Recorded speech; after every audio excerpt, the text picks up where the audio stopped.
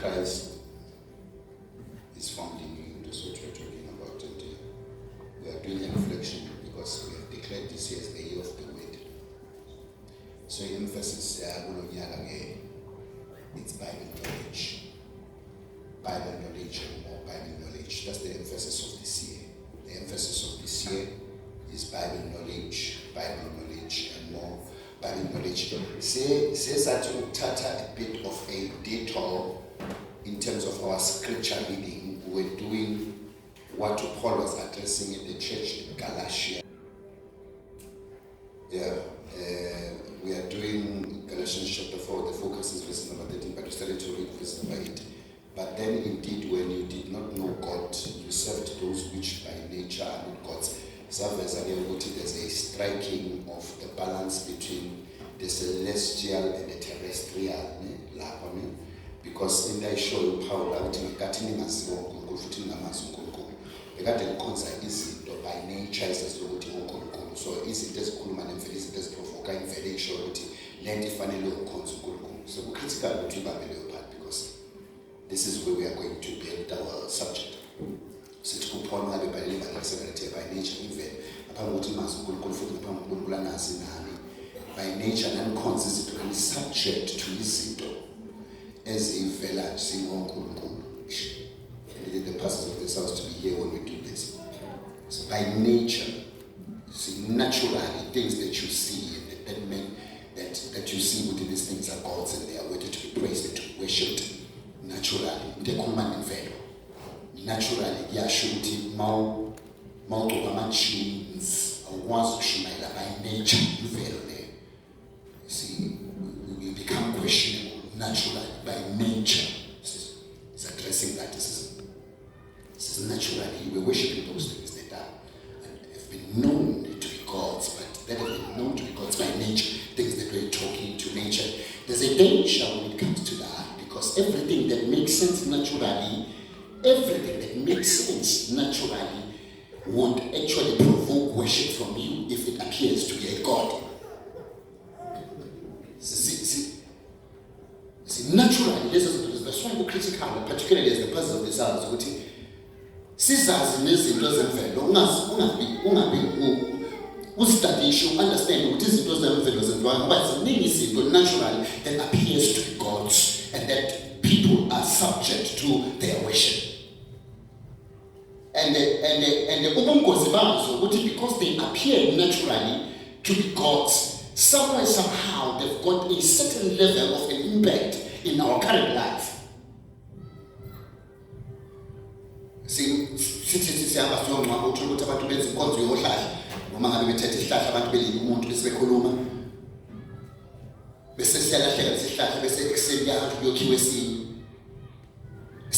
because naturally they're right millions.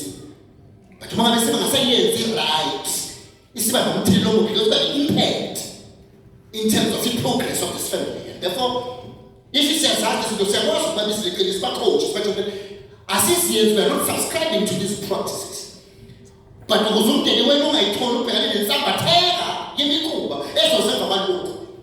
want to observe this and do it right. So he can are right now. So naturally, nature doesn't really concern.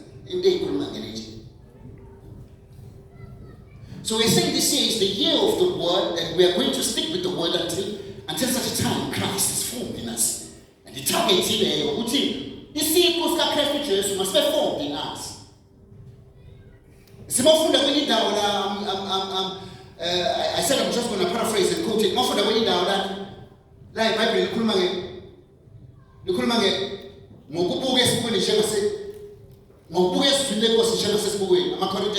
chapter 3 from verse number 14.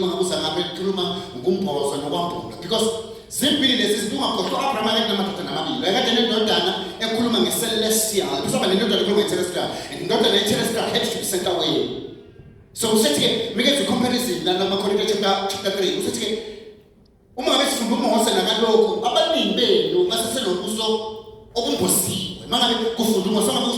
Old Testament.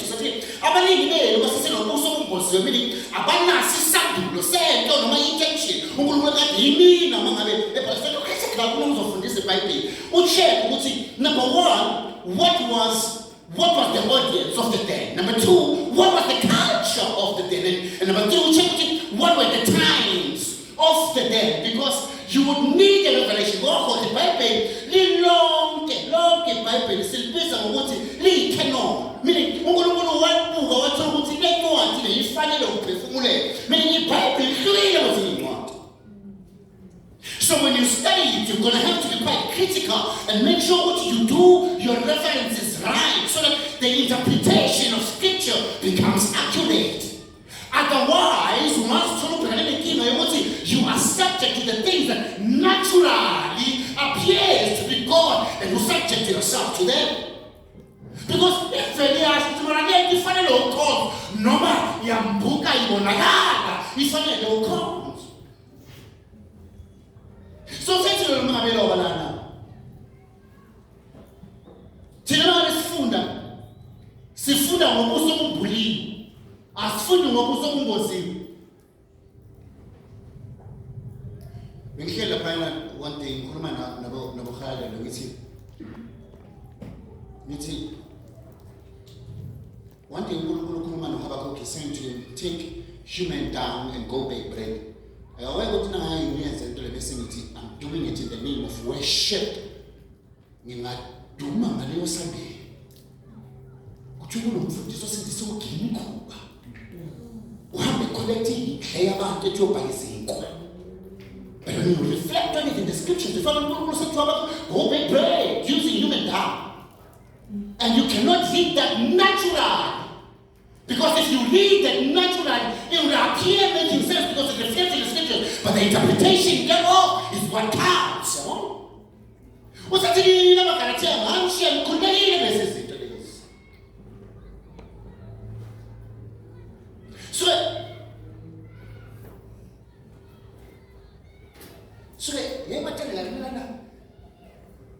ubaluleke kakhulu ukuthi ungabe reflect ngobuso bambuliwe, because we have always cited that the old is the new and the new is the old. And Kumbalo Party, it is critical for the church to strike a parallel between the two, because it's so simply into yodo uthi eloqala iyesibili impossible bese yesibili iyiloqala kodwa yambuliwe.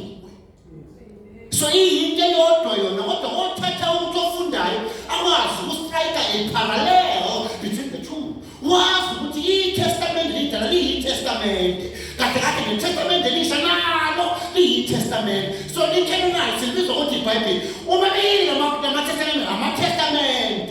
Elakudala yiTestament elisha elimboziwe bese elisha kuseyini iTestament elidala kodwa lambuliwe, yabo. So ofundayo kombiza ukuthi akakwazi ukustrike iparallel between the two. Azi ukuthi leli lilokhu nalokhu lileli, kodwa inkinga ukuthi leli yile imboziwe bese leyiba yilokhu yambuliwe. So we are able to strike accuracy in interpreting scriptures. Ngoba lo nyaka ukuthi asilazi phela iBhayibheli. Usiloba ngomlobilana. Sithi sizamuthi sikhulume slow. Senze nalanga abancane ukuthi bayibambe lento. Useloba lo sithi but indeed when you did not know God, nina maGalatia, you serve those things which by nature are not God's. But now after you have known God, say nasindiso, or rather are known by God, say nasiona uNkulunkulu. How is it that you turn again to the weak and beggarly elements? Why we are not says it, to which you desire again to be in bondage. You said, why in la abortion? Why in weird? Why in weird in this bopal? Why in the lambelis tesaratis in bopi?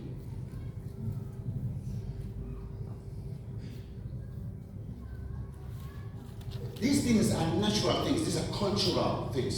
Bambala, next is a match. Move very practical. These are natural things. They are cultural things. Now we culture they define why. And unfortunately, umuntu wemvelo unnatural, uma ngabe ungaobservani culture, ungafundisa abantwana ukuthi uma ungaobservani culture, uzothola ubhekana nenkinga yamabhadi, ngekushade, uzoba ngezindaba like nazazi izinto lezi ngisho. Sakhula lapha ekhaya. Lana ngoba sasineyinwele la eshapu, ukuthi sisangahlala shapa shiko, kodwa sisineyinwele eshapu lana, nala ngemuva. So lezi nwele zingabukhula zayikade inkundwa lapha ekhaya. Zayikundwa la nami. Bese ziyathathwa. Sakhumbula ukuthi sazenza ngathi zayishiswa.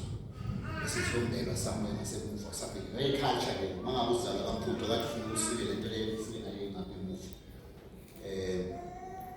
Culture khona. Ngiyakhumbula naleli semncane. Washaya ngehluthu namkhumbula ngizashaya ngehluthu. Washaya ngehluthu. Azange simgumbe. Azange siyenze lento le kusumsa lento lezi inwele lezi. So in culture, it's something that is defined that has got nothing to do with whether or not you observe it in terms of your progress in life or you're not. But in culture, uniformly.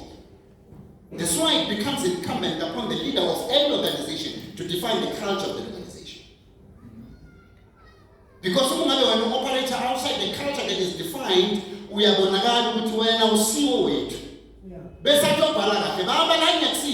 they came out from amongst us. They were amongst us. But they came out from amongst us. How do we know that the way they do things is outside the culture that is defined amongst us? And why they came out amongst us, so that it may be known that these had been with us, but they are no longer of us. So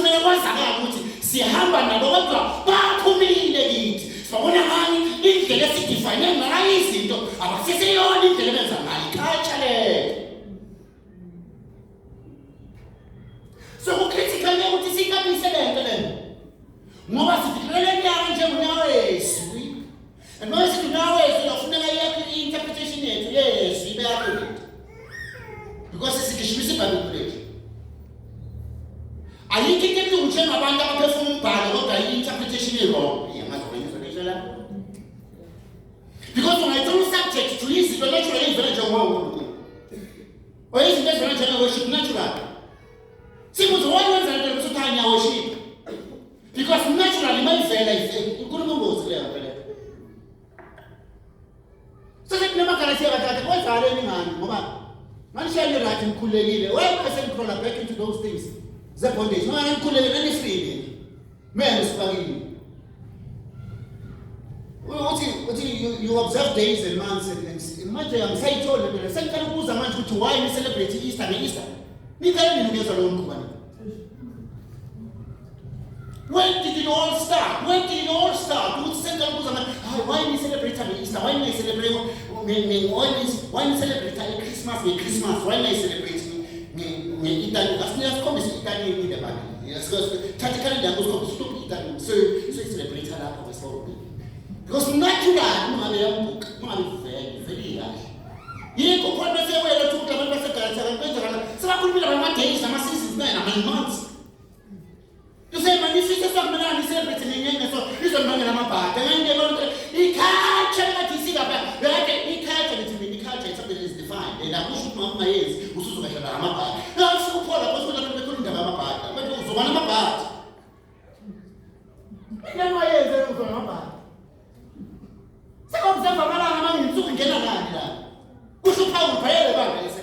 What is real and genuine? What's in it? I said, what is man seasons?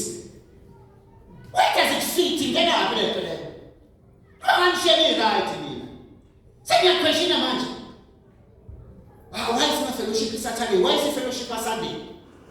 The first day of the month, the first day of the week is Sunday, and the Bible lists with the suit of the seventh day is Saturday. Why is it called Saturday? What are you standing to observe the days? The seasons and the months and the years. Why did it all start? It probably is subject to this as going to see what for your worship. I ayimongene esonto ngifuna ukukhulula icathulo ukukhulula kwathi ngoba khumula ibhatha kasanga ngoba lendawo kuyona ingibongena. Naturally it makes sense. Mara yena kaitantana inokhuluma lezinto lezi. It was very right. Unomvela ungene kwishawa umbongolozo usho kakhulu ngelini. Ibromasi yayala baba baya. Uphakathi kweshawa unetho. Unokuthi ubhiziniswe lapha uthi malibonga igama lakhe lingcwele sibonga impilo. Wawuthi ungabushaya usho kakhulu ngendlisi. When did you start to observe the time and the right time for worship? Iwe yaphi elikhuba? Magalathini. Ngoba ibambile lento lena. Why are you making your way back into that bondage? That's what it's saying, sister.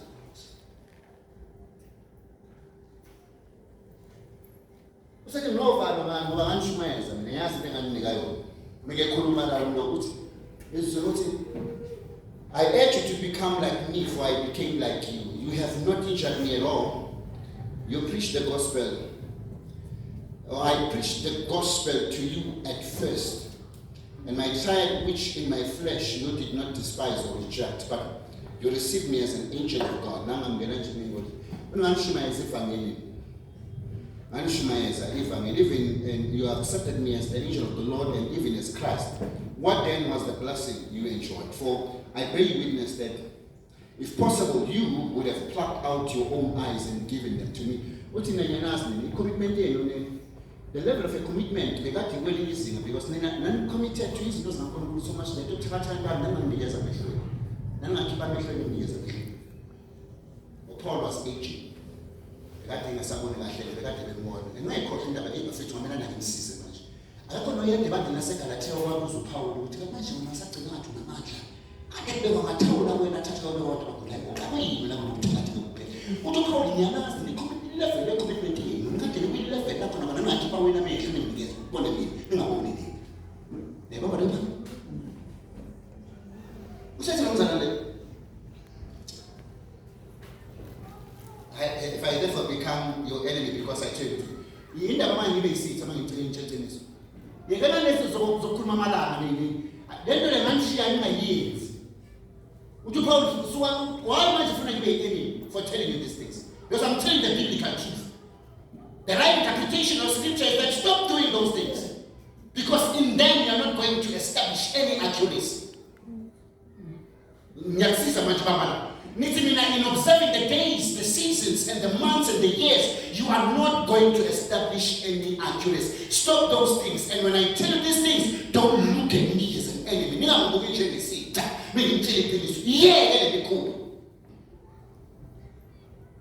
And every time I come and I seem to be provoking the truth on you feel like I'm an enemy. You feel like somehow I'm making a target of an attack. Why treat me like an enemy? I'm here to tell you that the last time we took it, I preached the right gospel to you. And why do you treat me like an enemy when I tell you the truth?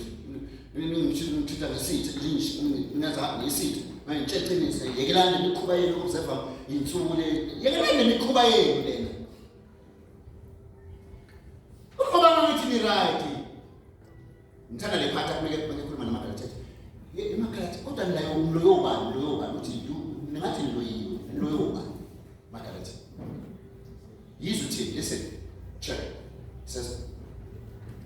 It says, they zealously caught you, but for no good.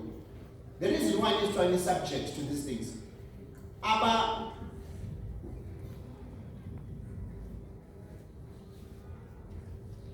endorse balesisi. Bazealous.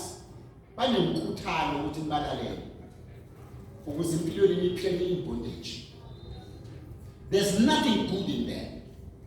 Though naturally very right. It says, but for no good, yes, they want to exclude you. They want to exclude you. They want you to be detached from us. But bafuna ukunahlukanisa nathi. Besathi But it is good to be zealous in good things always. And not only when I'm present with you, my little children, for whom I labor in birth again. It says, I don't mind to rework you guys back to where you ought to be. Until Christ is formed in you. Nengakhathala ukuthi nginisale nganishumayela kodwa ngengakhathala ukuthi ngiphinde ngisale kabusha, but this time around making sure that Christ is formed in you, because ayikho into ebuhlungu njengokuhamba nabantu abacabanga ukuthi balizwile ivangeli kanti baphila impilo yabo bengazwanga. They were just excited and they were enticed because amazwi wakwakhuluma kubona kube ngazothi enticing words of human wisdom. Ayikho into ebuhlungu njengokuthi ushumayeza abantu ababa interested in how you sound rather than being interested in getting the conviction of the truth.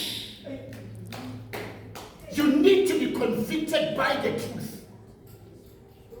Asikhulumi indaba nalokitazeka nama-enticing words. Sikhuluma indaba yokuthi akube convicted ngeqiniso. And if I give you the truth, then why treat me like an enemy?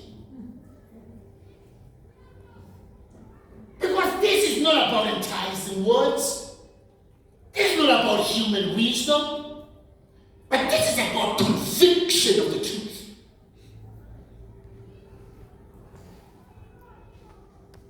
Now, why kubuhlungu kangaka mfundisi ukuthi lezi zinto mosazibili siqanda lezi and natural uma ngabe ivela ziyizinto ezi-right.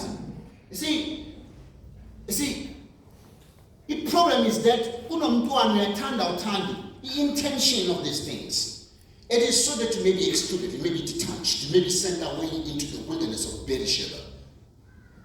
And the Munzima obusendwa away into the wilderness of Beersheba.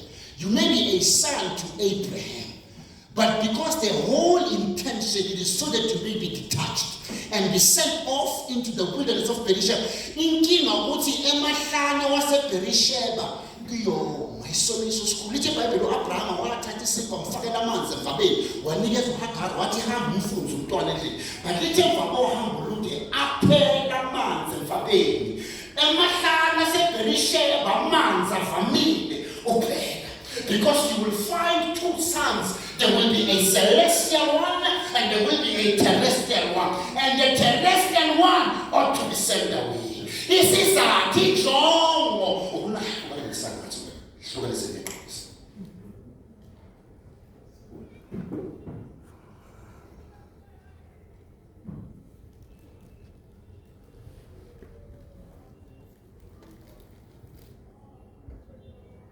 But there's no element of truth in it.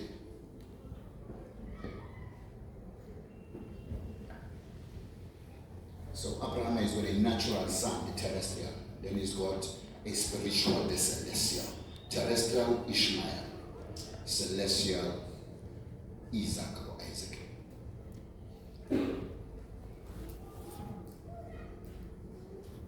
So we need to speak with the word so much that Christ is formed in us. So angikhathali opinion inside of umshabanhla kasekality. But this time around until Christ is formed in you. And when Paul talks about it, he says, according to the second book of Corinthians chapter 5, verses number 7, for we walk not by sight, but by faith. Uthi asihambi ngokubona. Inkinga izinto ezinatural ziyabona, izinto zemvelo ziyabona.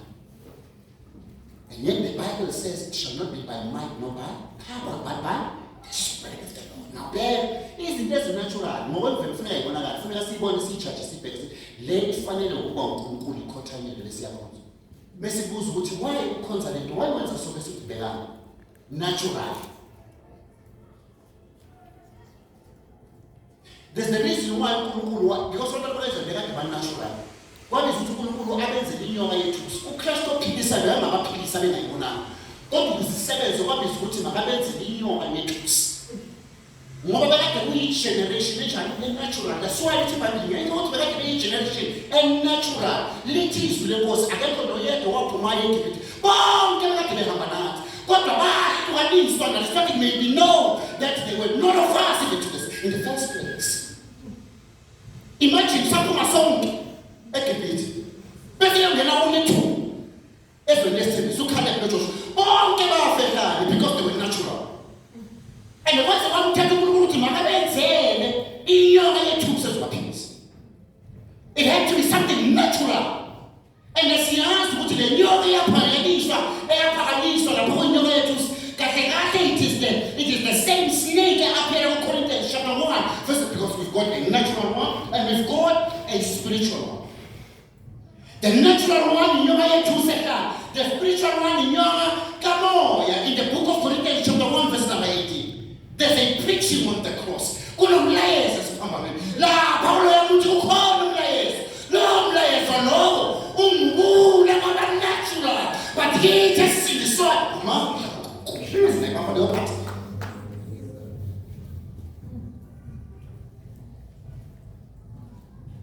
It's foolishness, it doesn't make sense.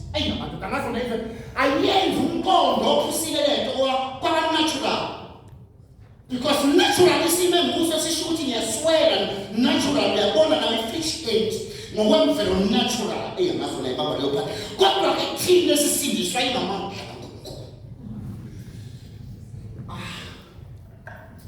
Yes, I tell you, I eat about what is the declare on Yagalo, John Yagaways. Injongo mambuli ukuthi alaziwe iBhayibheli bafowethu iBhayibheli alaziwe iBhayibheli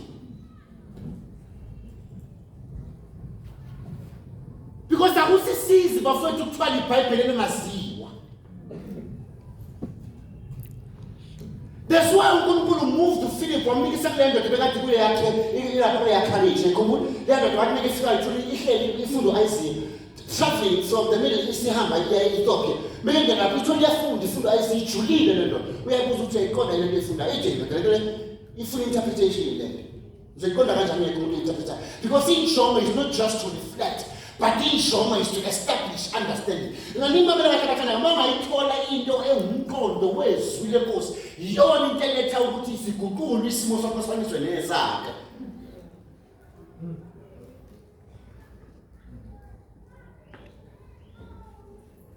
The conviction of the truth of the scripture is the one that brings transformation. Intellectual transformation is not the natural you, but intellectual transformation is not the natural. Intellectual transformation is the conviction of the truth. Khona into engiyithandayo ngiyithanda le ndoda le yase-America. Njalo ngiyibona nje le ndoda le ngiyithanda ukubhuda. Ivele igqoka ama-Nike inembobo la. Ayisifuni nalapho esilethele khona isono. Meyikhuluma ithi sin this, sin that. Kodwa ivele ikhuphukela ngama-Nike shoes.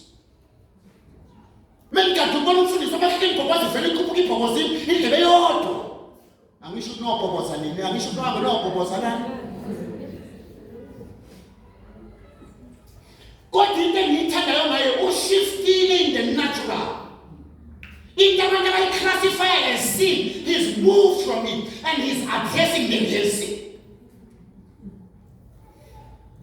Because the conviction ayilethwa yi-natural imadoda. Uthopha unele bhalele ibandla laseGalatia maGalatia ngayishiyela ngendaba selenza indlela yenu back to bondage because there you are going to subject yourself to everything that naturally appears to be a God. Natural. And inkinga ngezinto ezinatural pastor ziyareferelwa.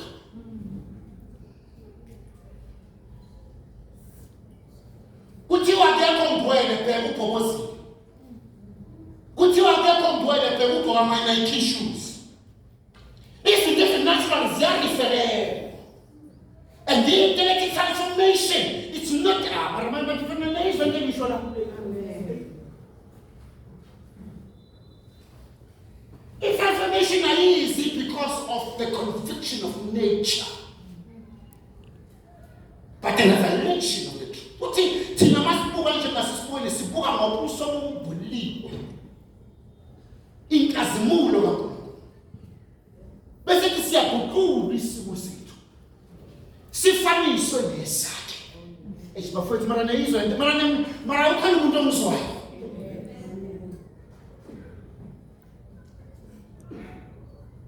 Because injongo is that I labor to give birth to you, yet once again until Christ is formed in you. Abantu mama bebuka bengasabuki wena kodwa babuka isiqu sakhe. Uthi siyabukulwa isimo sethu sifaniswe nesakhe until Christ is formed in you. Abantu mabona uKristu kuwe.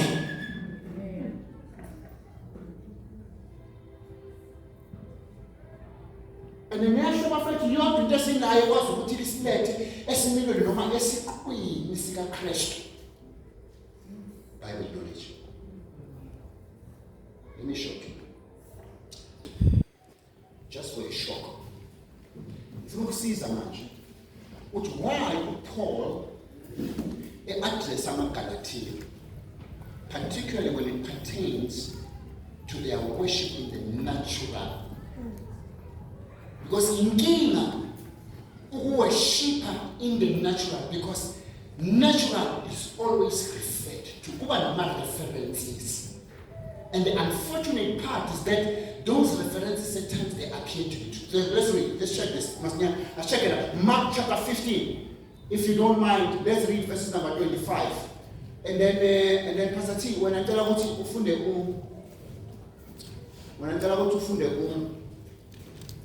Matthew chapter 27, verses number 46 to verses number 50. Mark chapter 15, 25. See, the presentation of the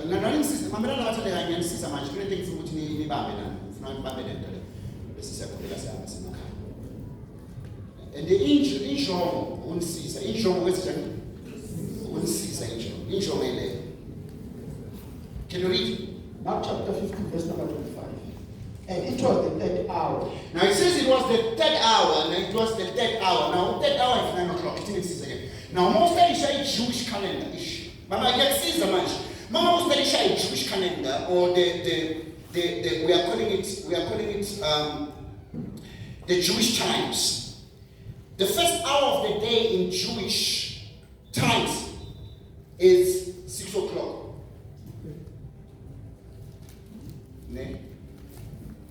Usuku lamaJuda libalwa kanje. Usuku lamaJuda liqala mangabe kuvela ilanga. Usuku lamaJuda liphela mangabe kushona ilanga. The first hour of the Jews is 6 to 7. That's the first hour. Message the third hour of the Jews. Message the third hour of the Jews. Remember, the first hour 6 to 7. Second hour 7 to 8. Third hour 8 to 9. Nebamba lophani. The calendar yamaJuda full. And they crucified him. So they call it crucifixion. It says the crucifixion actually happened on them. Can you read that again? And it was the third hour, and they. So according to this presentation, the crucifixion happened when? In the third hour. Which is Bible? This is established Bible knowledge. So if Bible needs to learn on that hour, crucifixion happened.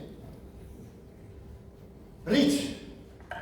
And the superscription of his accusation was written over the King of the Jews.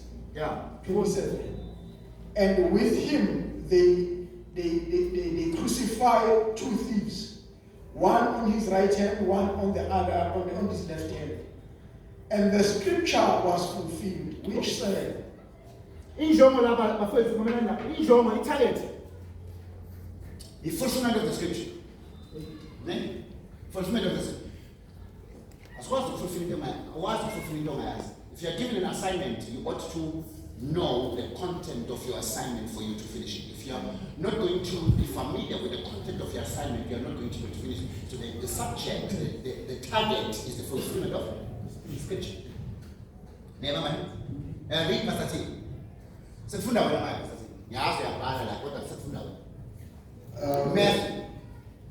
Matthew chapter number 27, verse number 46. Yes, sir. And about the ninth hour. Can you read yours? And it was the third hour, and the day. Can you read yours? Mine says, and about the 9th hour. Okay, ungahlala phansi basithi. Now, ngifuna ukuveza nansi into. Ukuthi iBhayibheli lapha esifunda khona. Uma ngabe umuntu on-natural, ungafakazelana nabantu abayibonayo lento, because naturally you can see. Izinto zemvelo you refer to them. And until they are explained, you find yourself in perplexity. And the worrisome part is the fact that iPaul made ebuya eGalatia, uthula abazali baseGalatia sebakhuluma lezinto. Noma iBhayibheli liyafaka liyakhipha. Ngapha lithi awangapha lithi le manje ngiyabona ukuthi kuleyo ukuthi ngayi iBhayibheli amarana engancane iBhayibheli mara ngiyabona. Because abantu abanatural usithi uma ube-addressa. Iproblem yenu bandla lasekhaya senazuthi niloyiwe kaloku. Ngoba nganishiya nikhululekile. These things did not matter to you. Whether the torture stake or the cross, these things did not matter. Or bambethe izandla ehlangane behlukene, bambethe lehlahleni, bambethe lama-cross. These things did not matter. These things were not the reason why you should find yourself in commotions, arguments. No one. But a spiritual person gets to understand there's no contradiction. Lafunda kwa Pastor T. He says, ngaleso sikhathi uJesu was still right in front of Pilate. Ade lapha ya. Mama mind wena hlaba vala lapho ufuna kunisana. Vula John chapter 19. Chapter 14.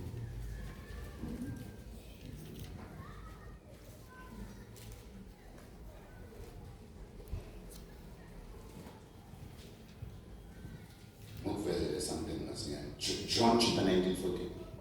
John chapter 19:14. Yes, sir. It was the preparation of the Passover.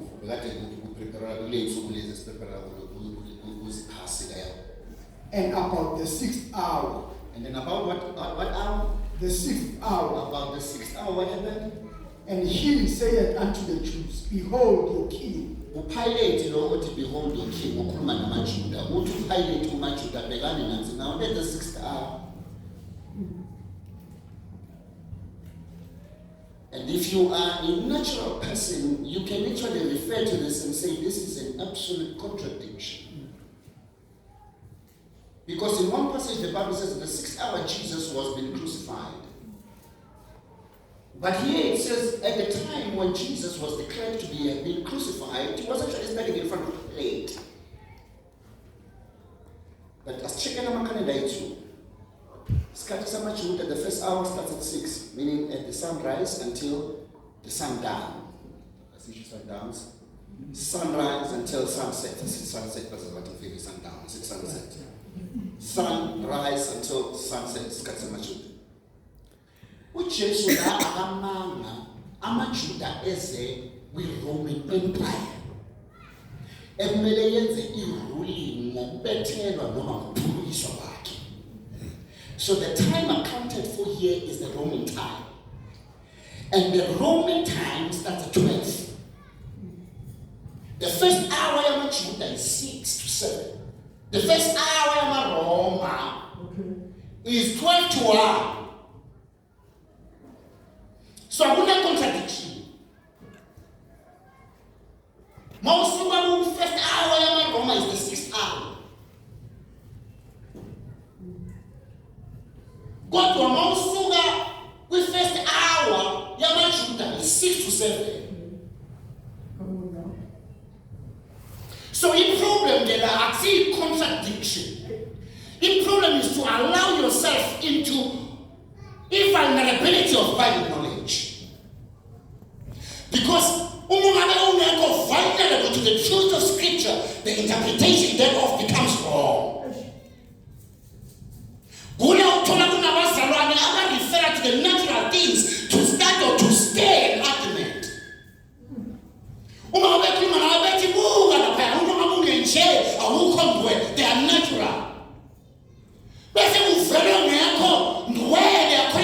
they see the natural, but they don't well.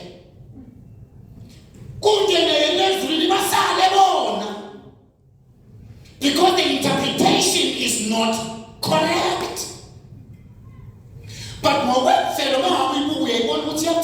keep.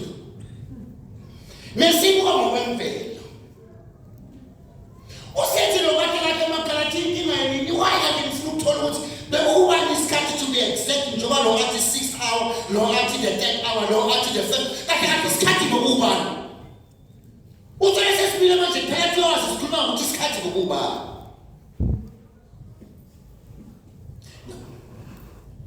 The first 3 hours, which is to get crucified. 9, 10, 11, or 9, 10, 11, 12. Uba mnyama emhlabeni. 1 to measure 9 to 12 is 10, 11, 12 is 3 hours. The second 10 hours. The first 3 hours, 6, 7, 8, 9. Second hour, 9, 10, 11, 10, 11, 12. It's the dead. The second 3 hours. Then, the 9th hour.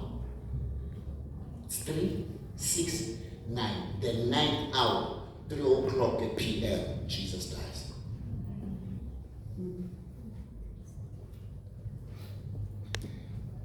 But if we back the so to hear my social media platforms who stay argument about these scriptures, and yet your interpretation of the scripture is incorrect.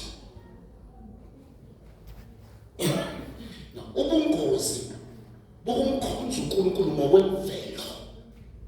Ubungozi bokukhonza uNkulunkulu ngokwemvelo ukuthi most of the things that are referred to, they appear to be true. And ayikho into enzima njengokuhlukanisa umuntu nento acabanga ukuthi yiyo. Until emva kweminyaka eminingi impilo yakhe seyaba wasted. Bathi ukuthi yes. Lento akade ngilandela mos. Ekade iyinkohliso. And the problem about something eyinkohliso, one way or the other, either now or later, you're going to get to the truth. But in child, I'm not going to say, you give will tolerate because you are not going to regain the years that you would have lost.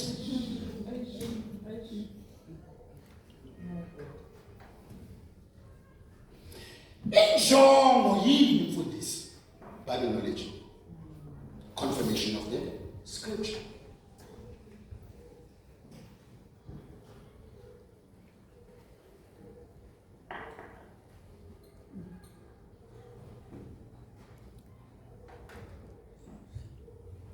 Getting a revelation of what the word says about Christ is the biggest thing ever in this season.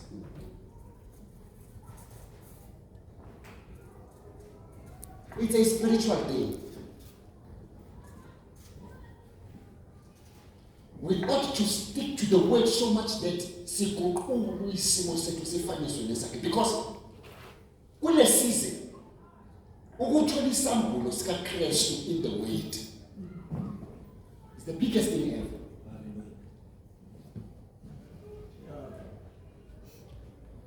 Ayikho into nomdlalo ezosebenzela kule season njengokuthola isambulo sokuthi uKristu ngubani esizweni lakhe. The blessing that can never be erased in your life is finding Christ. Yiwo ethi Jesu mangabe khona noPeter, blessed art thou Peter, son of John. No ngamqalisa kanjani uPetro. uPetro uyathanda uJesu bekumele ambize mele ekhophula intaba eGalile. Because isibusiso bekade siphethe kwaPeter, isibusiso seza ngesabhulo sokuthola uKristu in the scriptures. By virtue of him saying that what declares the Son of the living God, which was yes, to the isibusiso. Yilento uNkulunkulu athi makaxoshwe Adam noEva egadini. Because makunenza ngabaphinde bayoluma kulesihlahla. Into engiyishilo ngakuthi sibezofa nokufa izocimeka. So the greatest revelation that you can ever find in the season is establishing Christ in the scriptures, not in the natural.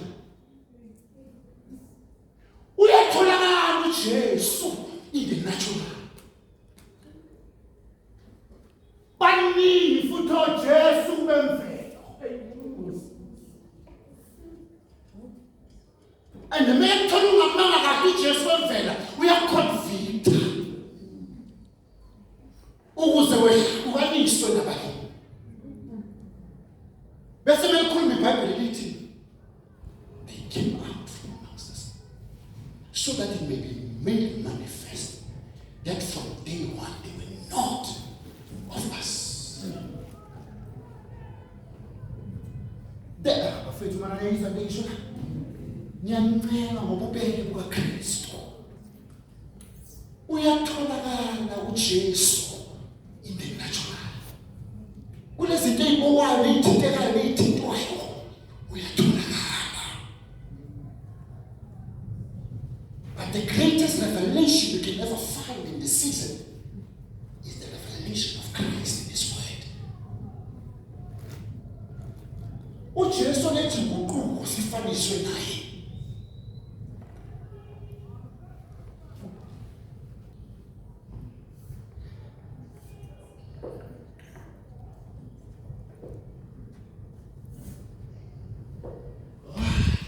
Why is this? Because Timothy chapter 3:16, all scripture is given by God's inspiration. And that it is given by God's inspiration. It should God breathed. Meaning by the Latin, by Martin, she has also given Martin. There is only a matter. But Timothy, Paul, meaning Kasa, Timothy, ngoba yonke imali iphefumulelwe besathi ilindele ukufundisa uyala kusukela nokuqondisa ukuze umuntu kaNkulunkulu apheleliswe ekulungeni. Bambalani the greatest revelation in this season is the revelation of Christ in the scriptures, because izwi lakhe alifani nazo zonke ezinye incwadi, because izwi lakhe ishibathu liphefumulelwe ngumfundi. Genesis chapter 2 verse number 7. Funda masinyana Genesis 7. So we shall explain chapter 2:7. Read. Genesis chapter 2 verse number 7. And the Lord God formed a man of the dust of the ground uNkulunkulu wabumba umuntu ngothuli lomhlabathi. and breathed into his nostrils the breath Before uNkulunkulu ephefumula, it is given by God's inspiration. Umuntu wayekade yisidumbu, wayekade umuntu yena, kodwa yisidumbu phambi kaNkulunkulu wakhe. Bese uNkulunkulu waphefumula umuntu, wamenza umuntu uNkulunkulu waba yisidumbu phambi kaNkulunkulu wakhe. Kwamthatha ukuthi makaphefumule kumuntu. That's why it's iBhayibheli. Now the word of God is given by God's inspiration. Meaning liyafana nazo zonke incwadi, kodwa liyaphila ngoba liphefumulele nguye. Yikho umbhalo wamaHebheru ethi izwi likaNkulunkulu liphilile futhi linamandla. Uthi liphilile, alifani nazo zonke liphilile futhi linamandla. Lihlaba lihlukanise amalunga nomkhathi liyahluka. Liphilile, liyaphila. We ought to establish Bible knowledge in this season.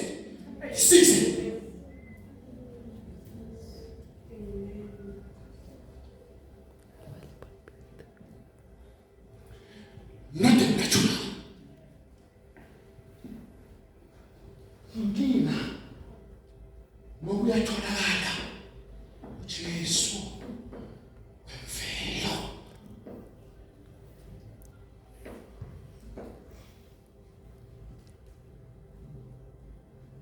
Wambumba uNkulunkulu. Kodwa ukuze umuntu abe kanjalo umphefumulo ophilayo, kwabizwa ukuthi akaphefumule wena. The greatest revelation in this season is to find Christ revealed in the scriptures.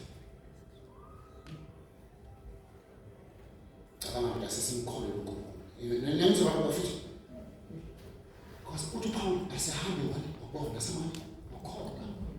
Imagine sesimkhona uNkulunkulu. Sikholwa nje ukuthi uNkulunkulu wehlisa indodana yakhe yeza zofelethi. Yahlatshwa. Bethi be-argue ukuthi hayi ekade ingabethanga ngesiphambanweni, ekade bethe ukuthi inikazi bethi helapho inikazi besithi sahlanzwa hakathunankade ningekho yile nto yenza ukuthi sithi siyamkholwa uNkulunkulu umuntu ethi angakholwa ayikubona it is not a natural thing le nto lena yona into yemvelo le nto yona into yemvelo le nto into kamoya sihamba ngokholwa siyayikholelwa le nto siyayikholelwa le nto siyayikholelwa le nto. The problem about it is the fact that we are so convicted by Him, so much that we believe in it. Say,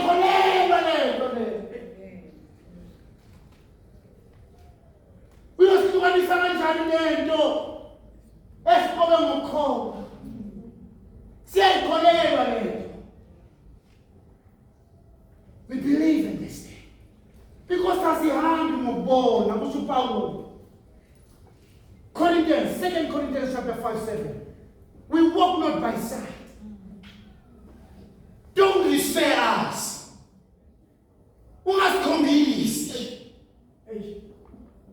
Siyayikholelwa lento. Mawubona kumile nithi ibromanda lidabaya.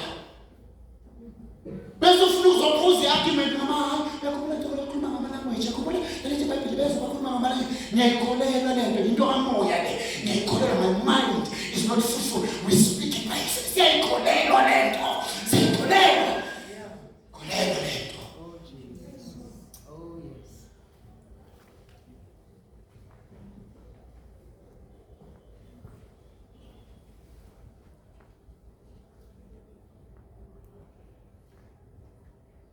Mani mina maGalatiyana kade ngikhululekile kulezi zinto. Nithiwa yini kangaka nize nibuyele kuzo? Ngoba ngishiye why are you chasing bondage back?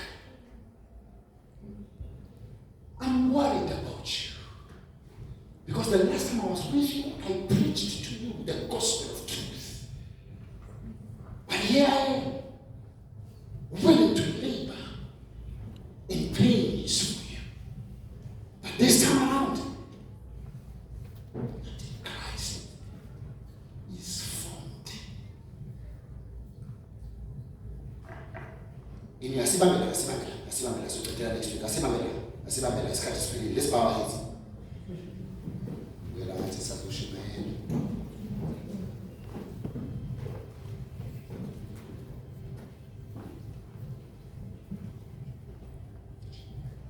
I want us to focus on Jesus today, but we'll do that next week.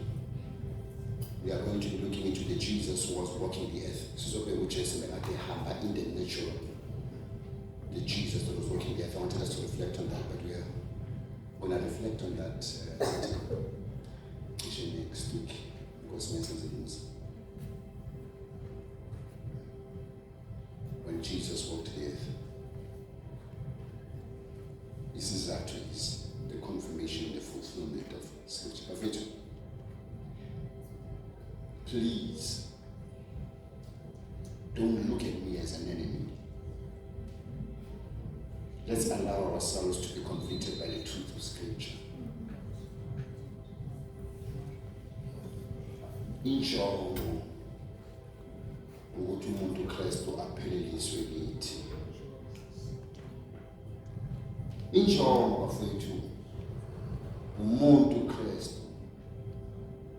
Hayi uKristu wemvelo. Kristu wemvelo emva kweminyaka eminingi babonakala ngamsisi umuntu. Kristu wemvelo akekho sustainable. Kristu wemvelo.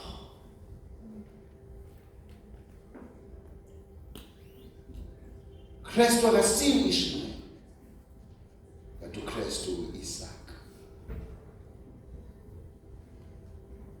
Can refer to him and refer to the natural. This is a celestial matter. For it shall not be by might, nor by power, but by the Spirit of God.